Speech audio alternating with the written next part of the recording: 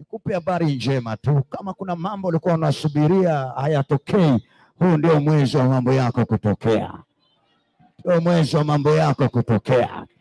Yesu atafanya wepesi kwenye kila jambo lako.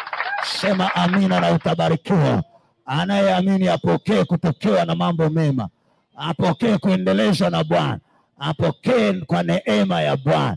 Ninatamka hivyo na imeshakuwa kwa anayeamini. Wewe moyo wako utembee ukiamini hivyo. Moyo wako utembee ukikubali hivyo. Moyo wako utembee ukikubali hivyo. Shetani hana uwezo wa kukuzuia ukiwa upande wa Yesu Kristo aliye hai. Sema amina na utabarikiwa. Alikuweza ngo ya kwanza, ngo hii unamtunulia vumbi. Unaingia kwenye hatima yako. Unaingia kwenye kilele chako. Pokea uzima wa Bwana Yesu. Pokea kuendelea na Bwana Yesu. Kuna mtu ananielewa? Kuna wakati wa kulia, kuna wakati wa furaha. Huu ni wakati wako wa furaha.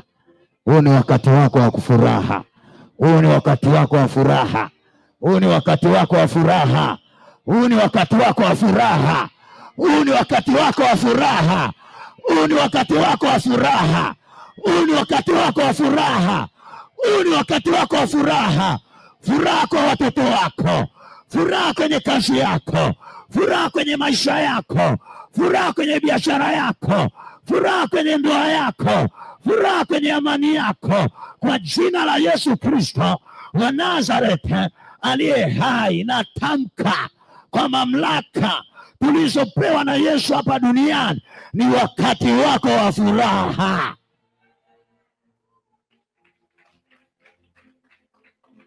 Sema amina na utabarikiwa. Badilisha moyo wako wa majuto, ubadilishe uwe ni moyo wa furaha.